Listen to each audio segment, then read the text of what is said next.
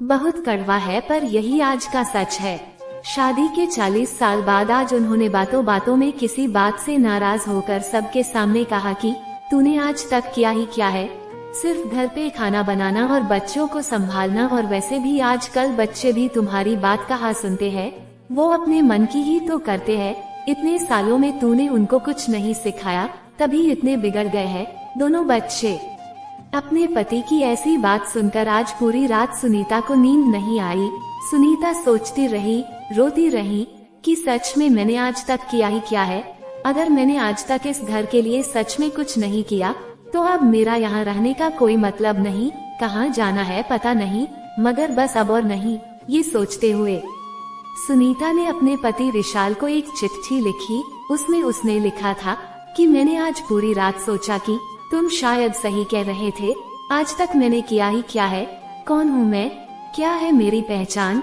चाहती थी मैं आसमान में उड़ना, मगर उड़ने से पहले ही मेरे पंख काट दिए गए। सपना देखने से पहले ही सपना तोड़ दिया गया। बाबा ने कहा शादी की उम्र बीती जा रही है, मुझसे पूछे बिना ही मेरी शादी करवा दी गई।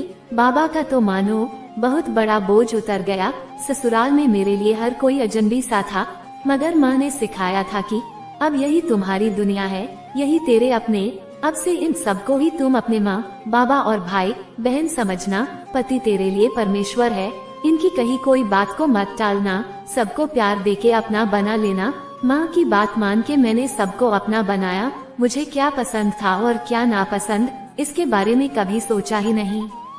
सुबह को आपकी कॉफी और नाश्ता, बच्चों का लंच बॉक्स, बाबा की डायबिटीज की अलग से दवाई, नाश्ता, माँ के घुटनों की तेल मालिश, आपका टिफिन, मार्केट जाना, शाम की खाने की तैयारी करना, माँ को इलाज के लिए बार बार अस्पताल ले जाना, बच्चों को पढ़ाना, उनकी शैतानी बर्दाश्त करना, आपके दोस्त मेहमान बनकर अचानक से आए तो उनके लिए खाना बनाना।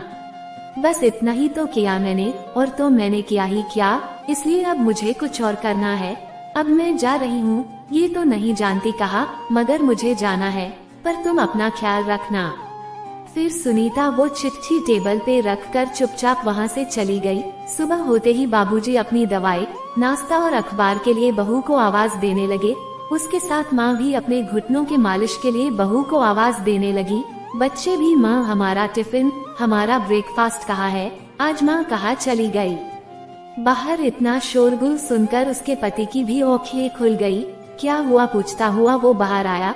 इतना शोर क्यों मचा रखा है सुबह सुबह। बच्चों ने कहा पापा देखो ना, माँ कहीं नहीं दिख रही, हमको कॉलेज जाने में देरी हो रही है, अभी तक ब्रेकफास्ट भी नहीं किया, लगता है आज भूखा ही जाना पड़ेगा। दूसरे ने कहा मेरी किताबें भी नहीं मिल रही, माँ तुम कहाँ हो।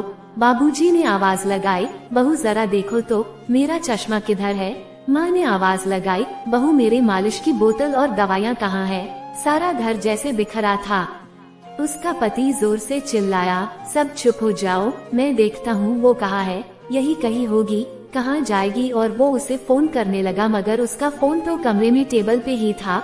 उसने देखा फोन के पास एक चिट्ठी भी थी। उसे बड़ी अचरज हुई। उसने वो चिट्ठी खोल के पढ़ी।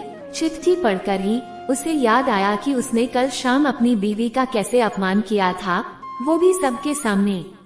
तब उसे अपनी गलती का एहसास हुआ। वो अपनी पत्नी से माफी मांगना चाहता था, मगर कैसे, उसका कोई अता पता ही नहीं था। उसने उसके मायके और उसकी सहेलियां सबको फोन करके पूछा, मगर किसी को नहीं पता वो कहा था कि उसकी पत्नी किस हाल में है। मगर सुनीता अपने मायके में ही थी। जानबूझकर उन लोगों ने विशाल से झूठ बोला कि वो घर पे नहीं है, ताकि उसे अपनी गलती का एहसास हो।